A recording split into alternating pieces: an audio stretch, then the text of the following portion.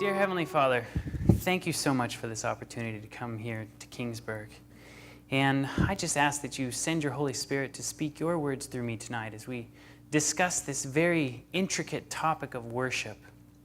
And Lord, be with each and every person in this room as they are maybe hearing this for the very first time, and just speak your words to them that you want to use me as your tool. I love you, Lord. Amen. So let me ask a question. Why do we worship? You ever sat there and thought about that? Why do we all have this deep desire and this deep need to worship something, somebody? God put that in each and every one of us. We know that the entire war in heaven started because of worship. We know that as the end of the world draws near, the end struggle will be over worship. So it's an extremely important topic to understand. What is worship? Is there a right way to worship? Is there a wrong way to worship? If you look at Matthew 4:10, this is Christ speaking to Satan himself when he came down to tempt him. And then Jesus said unto him, Get thee hence, Satan, for it is written, Thou shalt worship the Lord thy God, and him only shalt thou serve. So coming out of the mouth of Jesus himself, he is saying that God is the only one that we should be worshiping. And also Jesus speaking to the woman at the well, he says, But the hour cometh, and now is, when true worshipers shall worship the Father in spirit and in truth. For the Father seeketh such to worship him. For God is a spirit, and they that worship him must worship him in spirit and in truth. So what this is telling me is that there is a right way to worship God, and there is a wrong way to worship God. Satan has been trying to manipulate our forms of worship. But what does it mean, that spirit, that non-physical part of our human characteristics, our emotions, the soul? So you see, what is the only thing that you're taking to heaven with you? Does anybody know? Your character. And it's made up of two things. Do you know what two things your character is actually made up of? Your thoughts and your feelings. That's it. Your thoughts and your feelings. And what do movies mess with? Your thoughts and your feelings. So it's really important to understand, in this whole realm of worship, we're dealing with our characteristics, our souls. If you look at Cain and Abel here, Cain thought he was worshiping God. Remember, he built the altar to worship God, but he said, God, I'm going to actually worship you in my own way. I'm going to put my fruits and vegetables and the labors that I have because I want to worship you like this. And what was the result of that? God was displeased with his form of worship, and Cain became angry and murdered his brother Abel. If you look at the children of Israel, when they came out of Egypt, and they were so in need of worshiping something, and here Moses had gone up into the mountain, and he had been away from them for not even 30 days, and God had done all these amazing things for them, and they had this need to just worship something. They begged Aaron, they said, give us something to worship. So here they built this calf and entered into a false system of worship. And when Moses came down, he broke the 10 Commandments. And as a result, a lot of Israelites fell into that apostasy. Balaam and his donkey. If you remember what happened right at this story, remember, the Israelites had been traveling around for 40 years, wandering in the wilderness. And they had just come out of the wilderness, and they were standing in between the promised land or at the River Jordan. And they were looking into this land that they had been promised, their forefathers had been promised that it would be theirs. And all the other nations that were on the other side of the land of Canaan, they've heard the stories. They knew that when they came out of the land of Egypt, that God had completely annihilated the Egyptians to give them the ability to leave. So they knew that there was this mighty, mighty people that were going to come to their promised land and take it. So the Midianite kings, they were the ones that came to Balaam. They knew that Balaam was a prophet. And they said, look, We are so scared, we don't know what to do. We know that we have no power over these people. Why don't you come and curse them? Because we know who you curse is going to get cursed, and we know who you bless is going to get blessed. And if you remember, Balaam, with his whole donkey that talked to him, he couldn't curse the Israelites. He ended up blessing them 3 times. And so, as a result of that, the Midianite kings were just like, there's absolutely nothing that we can do. So they came up to Balaam and they just said, please tell us something. And Balaam said, I'll tell you what, if you want to beat the Israelites, as long as they're following their God, you cannot touch them. You can't do anything to them. But if you want to get them to fall out of the favor of God, all you need to do is make a festival, throw some parties, and invite the Israelites to come to your parties and let them just witness how you worship your gods. And Israel will fall prey to spiritual idolatry, and they will fall out of favor of God, and you will be able to beat them. So that's exactly what happened. At Balaam's request, they started sending their women into the camp so that it was just a few at a time, unnoticed. And before long, the women got all the men to come to their parties, and a ton of Israelites fell up into an apostasy. And as a result, a huge pestilence broke out, and God gave the order to annihilate anybody that was involved in this. So, a warning was issued. In Deuteronomy 12:30 and 31, it says, "And after they have been destroyed before you, be careful not to be ensnared by inquiring about their gods, saying, 'How do these nations serve their gods? We will do the same.' You must not worship the Lord your God in their way, because in worshiping their gods, they do all kinds of detestable things that the Lord hates. They even burn their sons and daughters in the fire as sacrifices to their gods." So here, God is saying, look, don't even try to worship in this way, because this is what happens. You will fall away from true worship of God. And perhaps one of the most infamous stories of a false system of worship is Daniel and his 3 friends and Nebuchadnezzar's golden idol. Nebuchadnezzar got his idea for this idol from his dream. Here God had said, your kingdom will not stand. And he said, no, my kingdom, of course, is going to stand. So he builds his idol completely out of gold in sheer arrogance, saying, the kingdom of Babylon will never fall. We will be victorious throughout the time. And hence you can kind of see how we interpret these. Our artist interpretations are obviously having them stand, in a very arrogant pose. We have many different systems of false worship set up today. But I would like to show you a system of false worship that we have today that has striking similarities to this story. What about this? Can you see this? Interesting. A golden idol. This is the Oscars, better known as the Academy Award or the Oscars. This is a highly coveted thing in the film and television world. This is pretty much the cream of the crop, the tippy top. What does it mean to worship? Here is the dictionary definition. I just got this from the Oxford American Dictionary. To treat someone or something with reverence or adoration appropriate to a deity. A deity is, of course, a god. And number 2, an honor given to somebody in recognition of their merit. Now, aren't the Oscars giving somebody something in recognition of their merit?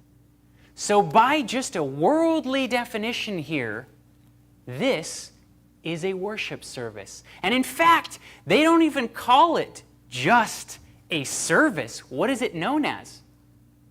It's known as a ceremony. The Oscar event is typically the second most watched show each year, with almost 40 million people that watch the Academy Awards, and this is in 2007. I'm not too sure if this has even grown. Do you know what the #1 most watched television show on the face of the planet is? Super Bowl. Do you know what just beat it? Michael Jackson. Just beat the Super Bowl by the most eyes watching on that around the world. Okay, Super Bowl is about 100 million. So this ceremony is a very highly watched thing in our world, okay? Now, what I'm going to show you here, this little golden idol that they have here, There's many different ceremonies. They have one that honors music and one that honors television. Now I'm going to show you a clip that Jon Stewart and Stephen Colbert will tell you exactly what this golden idol is to them, okay? Ladies and gentlemen, our next two presenters have done for fake news what the Fox News Channel has done for fake news. Please welcome Stephen Colbert and Jon Stewart.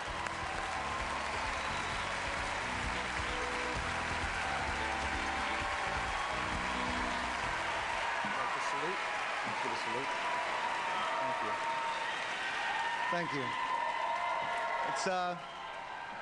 Thank you very much. It's a pleasure to be here tonight. Good evening, godless sodomites.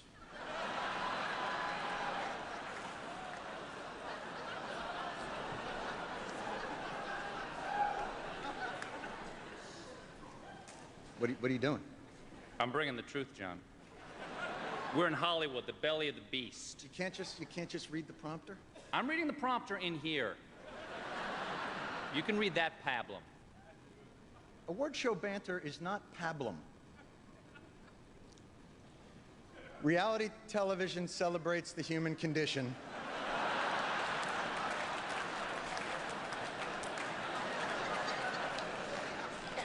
By illuminating what's extraordinary in the ordinary person. It warps the minds of our children and weakens the resolve of our allies.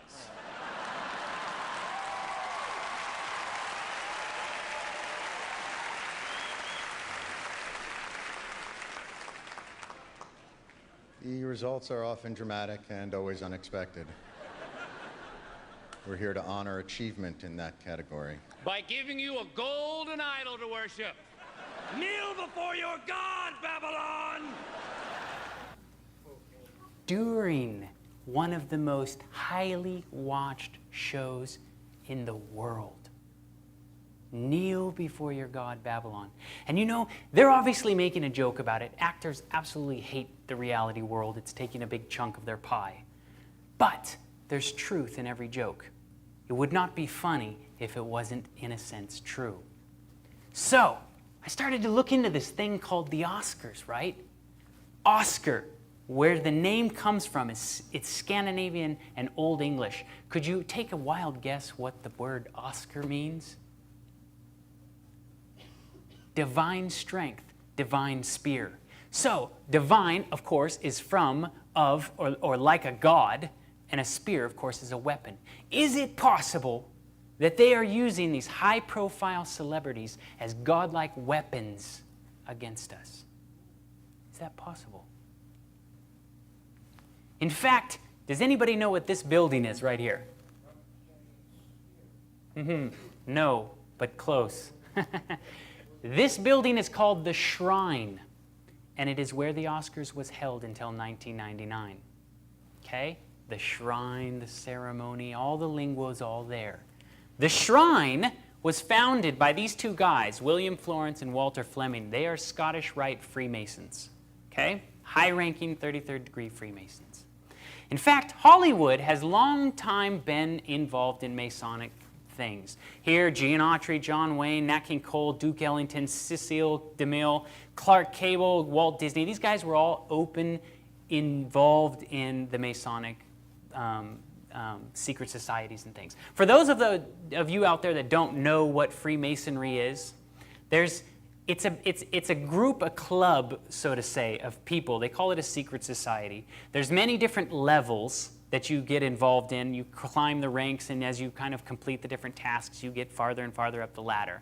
The first degrees, that goes all the way up to 33 degrees, the first few degrees are very community-oriented. They help people and everything. The tippy top ones are the ones that are involved in running companies. They're hugely involved in occult practice things, and generally what we barely know about it. There's a book called Morals and Dogma that Albert Pike wrote, and in the book it says, uncover all the layers, we follow Lucifer, the light bearer. So the farther up you get, these guys know exactly what they're doing, okay? But this isn't a meeting trying to convince you about these secret societies. I just want to point something out to you that is fascinating about the Oscars, okay? Oh yeah, these guys too. 3 of the most prominent guys from 20th Century Fox, Warner Brothers, and Metro-Goldwyn-Mayer, all 33rd degree Freemasons. This is called, if you guys can see this really well, this is called, the picture on the right, yes, you're right, is called a Masonic tracing board. What it is a teaching tool that they use to teach the first, second, and third degree Freemasons that are coming into Freemasonry how to spot things that are Freemason. So they hide things in there. Notice there's a ladder. Notice there's a checkered floor. There's a sun that's beaming light onto a greater sun and everything. There's various different elements of sun worship that are in it. This is called the Sun Man right here. If you really peel back the layers and study it, they've incorporated lots of sun worship into their things, okay? So this model picture is for somebody that's involved in Freemason. We'll be able to look at it and go, this is Freemasonry, okay? This is inside of the shrine. This is what it looks like if you look at the ceiling. You can always pick out Freemasonry things because there's huge sun motifs in it. You see the sun motif in the ceiling? Here's kind of a little bit better of a picture of it. Now this is a clip where he won. This is in the shrine. This is in a Freemason building. This is the very last time that this has been held in this building till they moved it to the Kodak Theater, okay? This is a Masonic tracing board. Notice any similarities? Do you see the checkered floor? Do you see the archway? Do you see the sun? Do you see on the stage the sun beaming down onto an altar-looking thing? This is high-ranking Freemasonry that is literally stamping this, saying, we own this. This is us. So they moved to the Kodak Theater. This is the Kodak Theater right here. Notice the checkered floor. Notice the sun motif. It gets even more interesting. This right here on the left is called the Gate of Ishtar. It is the gate to Babylon.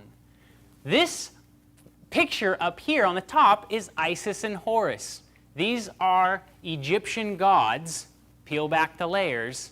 They are sun worship. So sun worship is very much incorporated. In fact, I used to live right near here in Hollywood. If you look through that middle tower where all those people are standing on there, my apartment building that I lived on was right there to the right. And I watched this whole thing being built. Worshipping the sun dates all the way back to Nimrod. All the way back to the start of Babylon. And what they used to believe is that when Nimrod died, he went up into the stars, and all of a sudden we have this born star worship. Well, it continues. What is worshiping stars, though?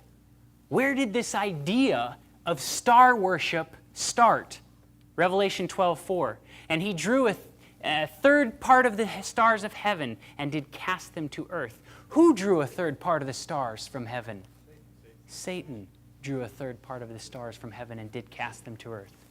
How art thou fallen from heaven, O Lucifer, son of the morning? How art thou cut down to the ground, which did weaken the nations? For thou hast said in thine heart, I will ascend into the heavens.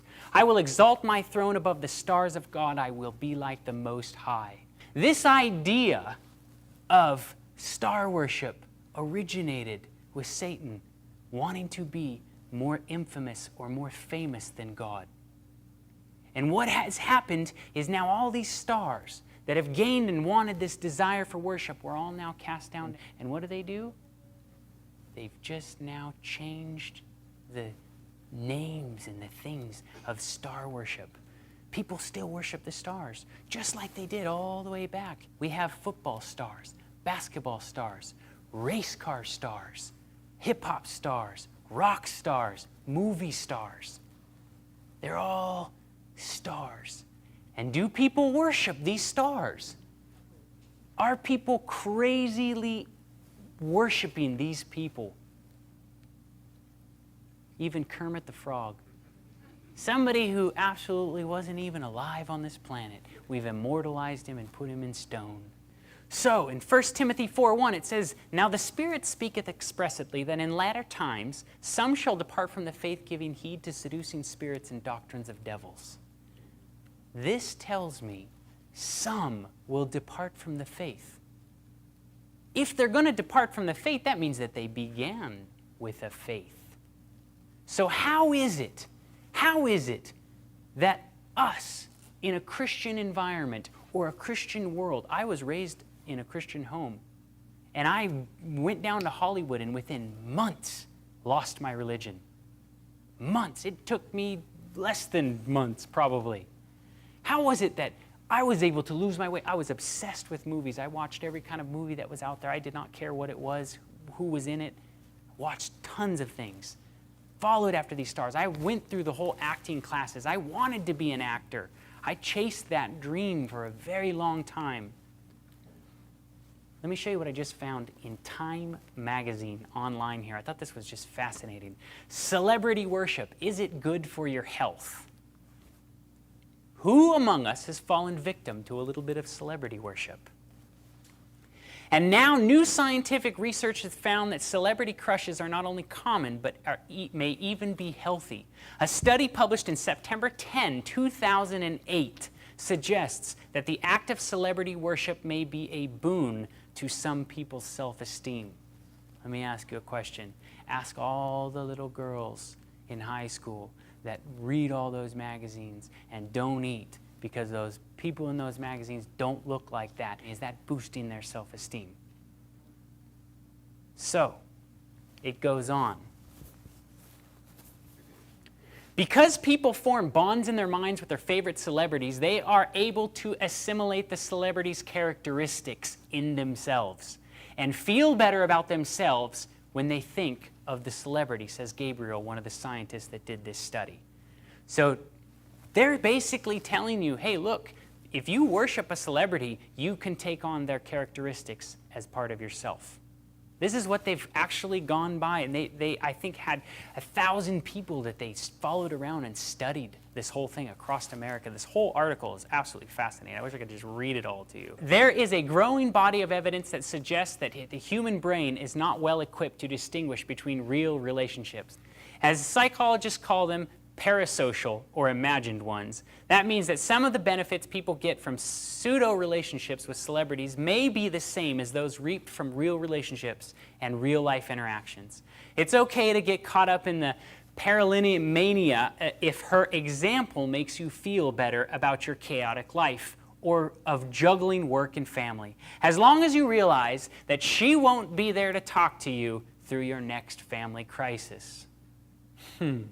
Isn't it just like Satan to set up a system of false worship that when you go through a family crisis, you think they're going to help you? No. And since the beginning of time, that Satan and his angels have gotten man to worship stupid little wooden idols, all of a sudden now he says, you know what's better than a wooden idol? Let's make those wooden idols into people. People make a lot better gods than wooden idols do. And so this idea of worshiping something other than God has just now changed, and they've attached it onto people. Michael Jackson. The media attention for Michael Jackson's funeral tops the Pope, a president, and a princess. The Pope that he's talking about is Pope John that just died. The president that he's talking about is Ronald Reagan, and the princess is Princess Diana. More people read and heard and seen about this than all of those. Isn't that amazing? I find that amazing. I was at the post office the other day when Michael Jackson's funeral was on, and there was a woman behind me that was just on the phone with her husband at home going, tell me, is it an open casket? What's going on? Who's there? Who's this? And I'm just listening to this woman like go through a play-by-play action of what's going on, and she probably has never ever met them in my life. It was absolutely fascinating. So I took a picture of Tom and Brandon today at the superstore, or supermarket. All these Michael Jackson covers of all the magazines. Just go through the grocery store and look it on the line, and you can start to see, man, he was highly worshipped. Even though he had issues with child molestation and all these other things, now they've immortalized the guy. How is it that these actors and actresses are so electrifying? How is it that they gain such a grip on you? You ever sat and thought and wondered that? How are so many of Hollywood's most famous actors and actresses able to be so amazingly effective and convincing in their performances? That guy was so electrifying that it came through the television. How is it that they can move us to laughter, tears, or anger at the drop of a hat? Are they truly gifted with natural talent, as many suggest? You see this and you're dazzled by their talent.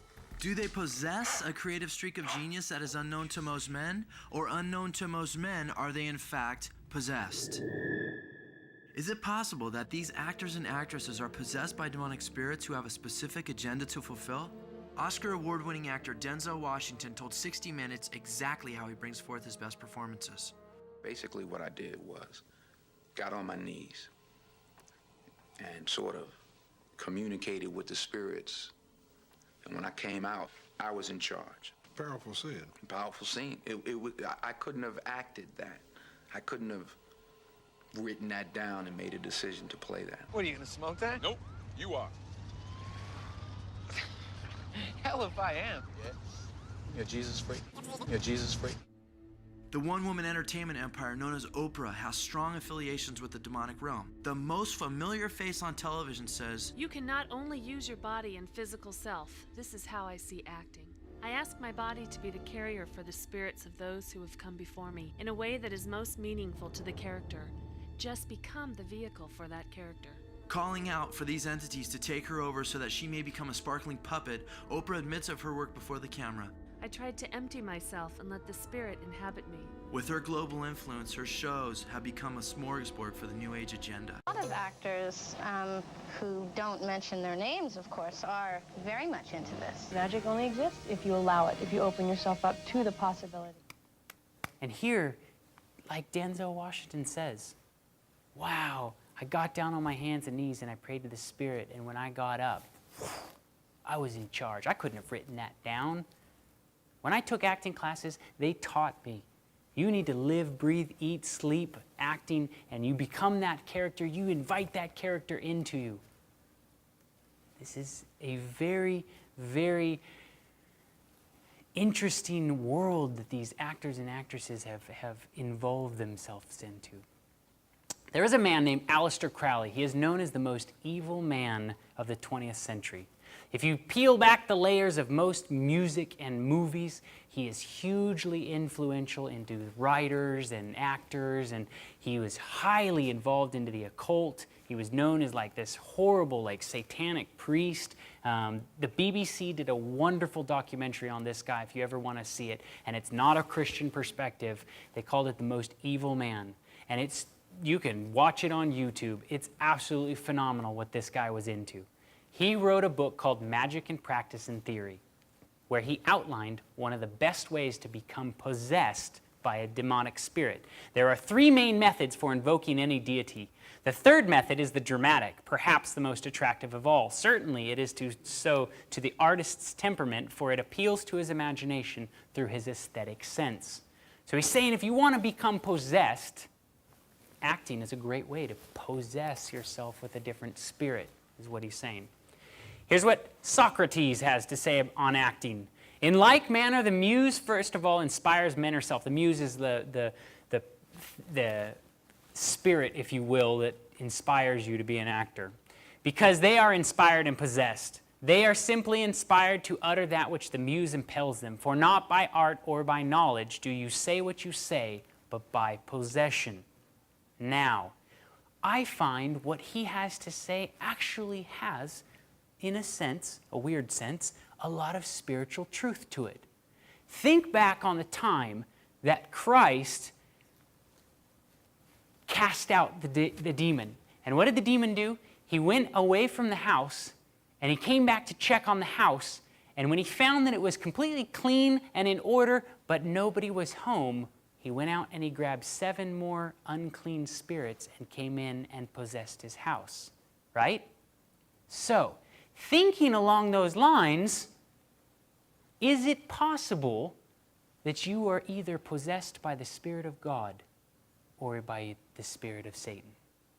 Is it possible, looking at it from a biblical perspective, that if you're not possessed by God, you can have an unclean spirit come into you and bring 7 demons, and they're not knocking on your door asking if they can come in.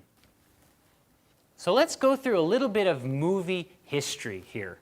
I'm going to bring you back, way back to the 1920s here with Rudolph Valentino. Anybody heard of this guy?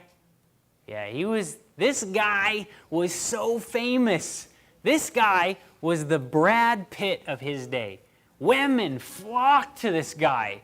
He was this passionate guy that all of his movies were about getting the girl and making out with them, and he was so famous that wherever he went, there was huge crowds that would gather. They actually had to have police follow the guy around. And it was said that when he would smoke his cigarettes and throw them on the ground, people would dogpile the cigarettes and try to pick them up and bring them home and have a little shrine with them or something.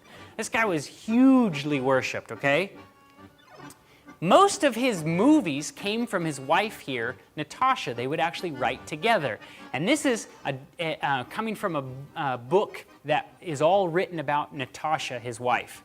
Every night, Valentino's wife, Natasha, would hold a seance, calling forth help from the spirit world in her creative undertaking. And then with pencil and paper in hand, she would go into a trance and start writing. It's called automative writing in the occult world. After her outpourings were typed up, they were brought to the set the very next day and given to the director. And this is actually what they would make. So if you watched Valentino's movies, this is where they're coming from. She would have these seances, get possessed, write, and then she'd go give them to the director. Almost overnight, you see, America was built on very deep religious moral values. Overnight, what was considered sinful, sex outside of a marriage, was now starting to be redefined as popular, trendy, and even exciting. Then Mae West hits the scene. And once again, America is still very deep into religious morality. So here's what Mae West has to contribute. 1930s, motion pictures were one of the mainstays of the Great Depression, and attendance to movie theaters skyrocketed. Hello, folks. I wish you were up here at Mr. Grauman's beautiful theater to see the grand opening of premiere of my new picture, I'm No Angel. Of course, I didn't call it I'm No Angel for nothing. Don't forget, come up and see me sometime. Movie star Mae West was also known as the Queen of Sex and the Statue of Libido. Her work helped to topple the biblical sexual boundaries that were deeply embedded in the people of the early 20th century. She can have a romance with somebody outside of wedlock. I've got another man in my life. It was pretty raw. I don't know how many that makes. It was pretty raunchy for that era. Well, when I'm good, I'm very good. But when I'm bad, I'm better. No star had greater impact in the long run than Mae West. Mae West was a one-woman sexual revolution. A one-woman sexual revolution was what she got stamped with. This one woman started to completely change the way that Americans were starting to view sex and their relationship between a man and a woman. She was hugely involved into the occult world. Her psychic, Kenny Kingston, reflects on her life, and in a documentary that Kenny Kingston openly admits, when she was upset and had no one been able to come up with a script idea, she walked about her room saying, "Forces, forces, please come and help me write a script." She would begin to hear voices and images as the plot was revealed to her. Once again, automative writing. Mae would summon stenographers to work with her around the clock, and she would lie in bed in a trance-like state, dictating as the spirits entered her. And if you really think about Mae West's movies, it doesn't take very much stretch to understand I'm No Angel, the sensational Mae West. You know, these are obviously speaking of biblical things, but starting to break them down. Marilyn Monroe hits the scene a little bit later, once again pushing those boundaries farther and farther down the road of how we view sex and the relationships. And here's what Marilyn has to contribute. 7 Year Itch blew the lid off 1950s conservatism. Hey, wait a minute! It shocked audiences with its irreverent look at marital infidelity. I mean, I wouldn't be lying on the floor in the middle of the night in some man's apartment drinking champagne if he wasn't married. and showcased Marilyn Monroe in her most sexually suggestive role to date. Let me just go put something on. I'll go into the kitchen and get dressed. The kitchen? Yes, when it's hot like this, you know what I do? I keep my undies in the icebox. She was the sexual icon of her particular time and became, I think, the sex star of the century. She could make you do anything in the world from that big screen. That what has Marilyn Monroe got that a million other women have and prefer not to show? Well, that's pretty vulgar if you ask me. I have a message for your wife. You can see those early signs of changing values. I'd like to stay here with you tonight. I'd like to sleep here. I think it's very nice, but I'd rather it were me. I think it's wonderful. I think it's wonderful, wonderful, wonderful. Very nice, some girl. Monroe attributed her ability to affect the public to other entities that would inhabit her and take her over. She was known for entering into deep trances before each scene. One of Monroe's close personal psychics recalled how she would draw attention from the spirit world, asking for their guidance. When she saw a camera, any camera, she lit up and was totally different. The moment the shot was over, she fell back into her not very interesting position. And I don't know how to explain that. Isn't it interesting that Mr. Hugh Hefner, filthy Mr. Hugh Hefner himself, says, look at her, she's starting to unlock the morals and values, the value system. You're starting to see a trend here? And you're starting to see how they're just unlocking one step farther, these sexual boundaries. And if you look at where our movies are today, it doesn't take a very hard look at it to go, wow. I mean, these movies were just child's play compared to what we have now. Here's what she says she was quoted saying, Jacqueline Hyde, more than two. I'm so many people, sometimes they shock me. I wish it was just me. And if you've seen any documentaries of her, she lived a tortured life, constantly just hearing voices in her head and things like that. And if you look at some of her movies, it doesn't take very much, dedicated to the new Monroe Doctrine. Don't bother to knock, a wicked sensation of the girl in room 809. Where are these movie ideas coming from? What are these channels telling these actors and actresses to get involved in? And if you look at today, Original Sin, I mean, these movies are just commonplace. Zach and Miri make a porno. Even though that's like a funny movie, I mean, look at the content that they're making. Sex Drive. This is all about losing your virginity, and right here it says he's leaving virgin territory. Of course, throwing it away. Why? Why are they attacking our sexuality? Does anybody want to answer that? I'll tell you why. Because your sexuality and your spirituality are very much so intertwined. If they mess up your sexuality, chances are they're messing up your spirituality. Christ was constantly referring to the church as his bride, as a relationship between us, because that relationship is how we understand. The relationship between a man and a woman is how you understand the love of God between us. And so if Satan can mess that love up, and all of a sudden now you cannot understand what human love is like, how are you to ever understand what the love of God is like? American Pie was a popular movie when I was in high school. I'm sure even some of the young kids in this room have never even heard of this movie. But it was all about losing your virginity and how, like, you know, you just needed to get rid of it as fast as possible. And of course, the little caption at the bottom says, there's something about your first piece.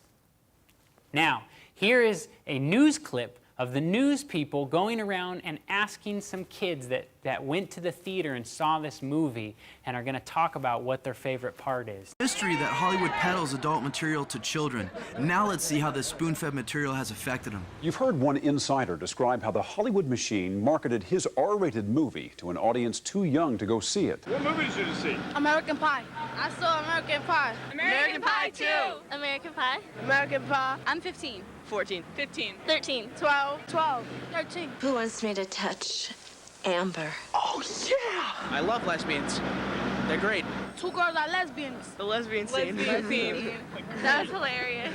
How aware are children of the corrosive influences? And they seem to pick up everything like sponges. Yeah, it's like Play-Doh. Put a piece of Play-Doh on a table and it picks up everything. Kids are Play-Doh. They don't even know what they've picked up. Parents out there, 12 and 13 years old, do you think that they honestly understand what sexuality is? And what it was meant for? And what the biblical boundaries of it are? And what happens when you start to unlock those things and take those out? These poor children have no chance. No chance. And they're being targeted. I guarantee you these types of movies are not aimed at 30-something. Look at what they're aimed at. And this is just one example. This is just one genre of films. But you can start to understand that, listen, if you are not in the Word of God, reading about these things and teaching your children or teaching those kids about what is sexuality and things like this, I guarantee you they're learning a lot from these types of movies. What lesbians are and what not, what have you. I Love Lucy. What could possibly be wrong with I Love Lucy? I love this show. Loved, I should say loved. I watched every single episode. My brother and I, we used to sit down and watch these. I still chuckle when I see this. But I want to show you something that they're doing in a very subtle and slight way. Remember, Satan's got time. He has time on his hands to simply unlock our moral values, and he can do it very slowly. We don't have the time. He's got the time. Do you remember what one of her most infamous lines was? I'll tell him the truth. Don't you dare! What was she constantly telling her to do? To lie. And the show was all about a manipulative woman that constantly lied to her friends and families and everybody else around them, all wrapped in laughter. So you watch these kind of things, your guard goes down, and what's a little white lie? Remember, during this time, this may not be detrimental to you. But you unlock that generation, then you unlock one more generation, and you keep going until we are today. Now we have movies that are all about lying and all sorts of things. At this time, Lucille Ball was a very famous big screen actress. It was known as career suicide to go to the little screen. And Lucille Ball actually chose to go to the little screen because of this actress, Carole Lombard, okay? Carole Lombard, it was the spirit of actress Carole Lombard who guided Lucille Ball into taking a chance on television and accepting the offer to star in I Love Lucy. The glamorous comedian who had died in an airplane crash of 1942 appeared to Lucy in 1951. And what do we know about the state of the dead? So if spirits are appearing to her and telling her, hey, you should pick this, you got to start to wonder. Because Lucille Ball accepted the spirit's urging to take a chance, honey, she made television history. The Pink Panther. Peter Sellers was an out-of-work actor, completely could not book a part for his life. And then he started messing around with the spirit world. Peter was absolutely brilliant on the first take. Peter Sellers was a struggling actor whose career was on the rocks until he embraced demonic power. After selling his soul, he became the highest paid actor in Hollywood. The second take, he was even better. With 3 new Pink Panther adventures, all of which attained colossal box office success. Sellers, the has-been, was once again one of the world's highest paid performers. Listen, Perry, do you sell beer here too? Among other things, yes. So here's what Peter Sellers has to say about acting. It's rather like being a medium and laying yourself wide open and saying, I want a character to inhabit my body, or I want a spirit to take charge of me so that I can produce what I hope to produce. He was very much so open about his invoking spirits into his life and helping him. In fact, there's a whole documentary that's made. He was a very disturbed man, and it's quite a fascinating documentary. Robin Williams came out in Us Weekly magazine, and somebody asked him, how are you such a brilliant actor? Here's what he answers. Yeah, literally, it's like possession. All of a sudden, you're in, and you get all this energy, and it just starts going. But there's also that thing. It is possession. In the olden days, you'd be burned for it, but there is something empowering about it. I mean, it's a place where you are totally, it is Dr. Jekyll and Mr. Hyde, where you can really become this other force. It's an interesting thing to come out and say out into the open. Keanu Reeves is a very complex guy with lots of demons in him. I was trying to tap into him and utilize that, says director Taylor Hackford from The Devil's Advocate. Here's what director Anisco Holland of Total Eclipse says about Leonardo DiCaprio. Leo is like a medium. He opens his body and his mind to receive messages coming from another person's life. Here's what a completely different director says about him, director Baz Luhrmann from Romeo and Juliet. With Leo, you might see 30 people come out of him in a day. Here's what Johnny Depp tells Us Magazine. I know I have demons. I'm 30 different people sometimes. And in fact, I just found this in the Los Angeles Times. Heath's creepy performance seems to have summoned up demons that no one thought have imaginable or accessible to him. Imagine that they were accessible to him. So here, I mean, Los Angeles Times, not even saying anything about religion and everything. It's just saying, man, we didn't even think somebody could drum up those kind of demons. It's an interesting statement. And also, I love the script. I love the whole idea of selling your soul to the devil. I'm kind of like, it's very intriguing to me. Do you think that they consider the words that come out of their mouths? I mean, is this a joke? Are we here on this planet as a joke? Do you think that God is looking down on us going, oh man, they're just playing things where they, go out and sell their soul to the devil, but it's just a movie, just make believe. This is very real to them. And yet, these actors and actresses just act like this is an everyday thing.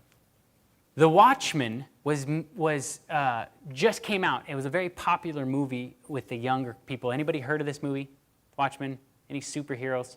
These are all superhero comic books. There's a guy named Alan Moore, who is a very famous comic book writer from England, okay? He just came out with this movie, The Watchmen. Most of his movies are hugely Gnostic, occultic, like very weird, strange things about them and everything. He's written a Superman here. He wrote a movie called The League of Extraordinary Gentlemen, where Sean Connery played in that movie. Swamp Thing from Hell, that was a Johnny Depp movie. V for Vendetta, that was a popular film that just came out not too long ago. Well, anyway, here is a clip of Alan Moore talking about he is very open with his worshiping of demons. And in fact, he said that his demons is what actually propelled his career. And he follows this god called Glykon. And he'll tell you all about it. Alan Moore is a writer and magician from Northampton. He's a stranger to hairdressers and worships his very own god in his very own way, blurring the lines between religious belief, magic, and the power of the creative imagination. Alan's familiar on his journey of faith and worship is an ancient Roman glove puppet snake called Glykon. How did you first go about worshipping Glykon, and what form does the worship take? Well, it's irresistible. He's certainly the coolest, most rock and roll looking god that I have ever seen. I just fell in love at first sight. What's in it for you, though, following Glykon? I believe that every single individual human being should probably make their own peace with the universe. I mean, we're all of us different emotionally, we're all different physically, intellectually. It would be really odd if we were all the same spiritually. So, I mean, that's why I have a problem with religion, per se, because religion, the very word, it comes from the same root word as ligature and ligament, and it means to be bound together in one belief, which I find a bit creepy and a bit unnatural. You can't have that conversation with a Christian fundamentalist. I mean, religious fundamentalism, I mean, it's a bit of a misnomer, because if you actually look back at the foundations of Christianity, you find that the thinking is a lot more flexible. Yeah. The kind of what we call fundamentalism these days is basically entirely based upon 1930s tent show revivalism. Right. It goes back no further than about 80 years. And yet it's a very frightening and dangerous mindset, because, I mean, as far as I understand it, at the moment, there are genuine worries that, certainly in America, that this could actually negate science, that it could drag us back into a new dark ages. Here, he is saying religion is possibly going to negate science. And I just showed you an article in the beginning of this, a scientific article about worshiping celebrities. So, if that's kind of where science is leading me, I don't know about that. I would rather trust in this science, in God. And, you know, as for those of you that were here in the first couple of days, that Tom showed you exactly what is going on inside your brain. As you are sitting there staring at a blinking light source, you realize you are in your optimum amount of suggestibility. They know this, they've done studies on this, they can scientifically prove to you that they can tell you things in this dark room, and you will actually soak them in and believe them and walk away with that. I mean, even that scientific article was saying, look, if you worship celebrities, you take on their characteristics. So here, somebody who actually believes that religion and 1930s tent revivalism, where they're baptizing people, is dangerous, do you really want to sit in a dark room and open up your mind to this person's thoughts? When he talked about invoking these spirits that helped his career, this is what he said: I decided that I was going to be a magician, and all of a sudden a lightning bolt hit. It got a bit strange, and for months after that I was looking back probably in some sort of borderline schizophrenic state. I found myself seemingly in conversation with an entity, its presence that surrounded my head and moving and speaking lucidly to me. I was very spaced out, God-struck. You know, you babble for a while like an idiot, but I must have been unbearable for about 2 or 3 months. I've integrated that into the rest of my life. He integrates spirit invoking into the rest of his work and in the rest of his life. So the point that I'm trying to bring out with this is, you as a viewer, you only see the surface area. You don't see what actually goes on behind this. Who are these people? What are their actual beliefs? If you are going to watch these, which I hope after these presentations you will take a serious look at this and decide that you don't want to watch any of these, but know who you're watching. Know what they believe. Because like every piece of art, the art is meant to change you. That's what art is. It's to change the viewer. Anton LaVey, the guy that started the Church of Satan, actually built the Church of Satan off of the writings of Aleister Crowley. Won't go into all that, but Anton LaVey was the tippy-top guy of the Church of Satan, okay? This is what he says about the television. The television is the mainstream infiltration for the new satanic religion. The TV set, or satanic family altar, as this guy likes to call it, has grown more elaborate since the early 50s, from tiny fuzzy little screens into huge entertainment centers covering entire walls with several monitors. What started as an innocent respite from everyday life has now become in itself a replacement for real life for millions, a major religion of the masses. This is coming from the Church of Satan. So if he's openly admitting that this is a major religion of the masses, we as Christians, or even people that maybe are out there that are contemplating all these things for a reason, or wondering about all these things, know that the dark side is openly admitting this thing, we designed it. This is part of the satanic new infiltration. And so many of us, every single person, 99% of people have a TV in their home. They can beam their thoughts into your home 24/7. And what kinds of things are coming out of the television? Dun, dun, dun, dun. Well, I come from 6 feet under with a dead guy on my knee. I'm heading down to Hades for to spend eternity. Even worse than you thought. Well, what kind of crowd? He's not doing drugs, is he? No. He's going to church. Oh, God, no. Who are you? I'm God. I am God. I am God. I am God. If we listen, we can hear God's plan. God's plan. All right, let me tell you about your God's plan. There is no God. There is no God. Got us in the rain.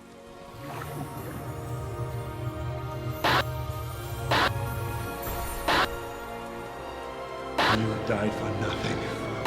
Who are you carrying all those bricks for, anyway? God? Is that it? God? Well, I tell you, let me give you a little inside information about God. He's an absentee landlord. Worship that? Never.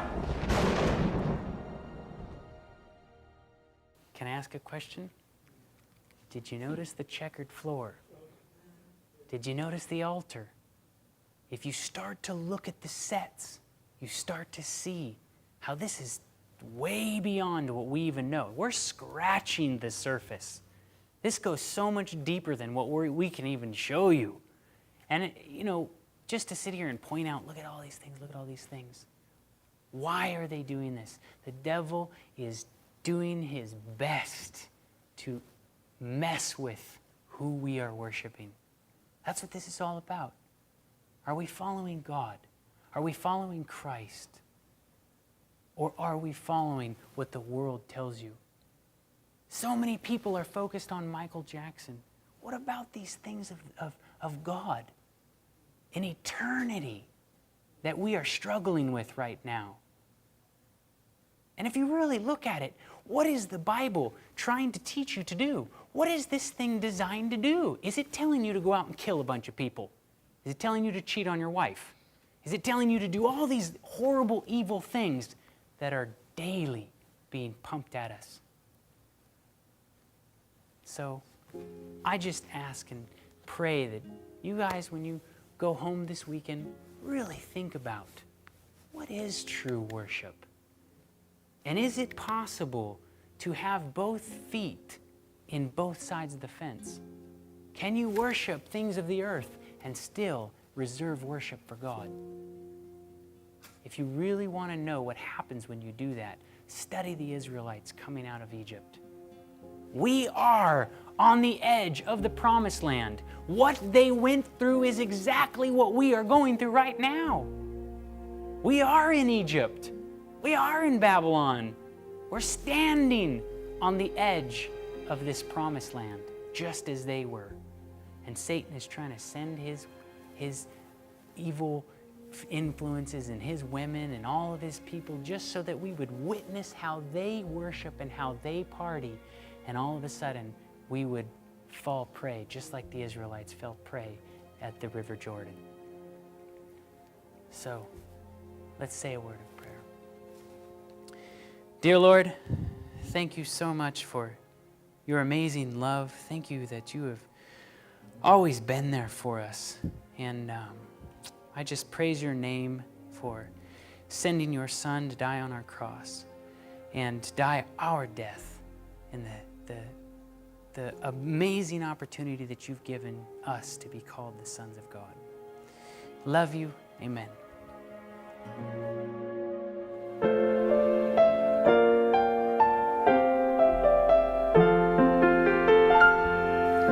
Praise to the Lord.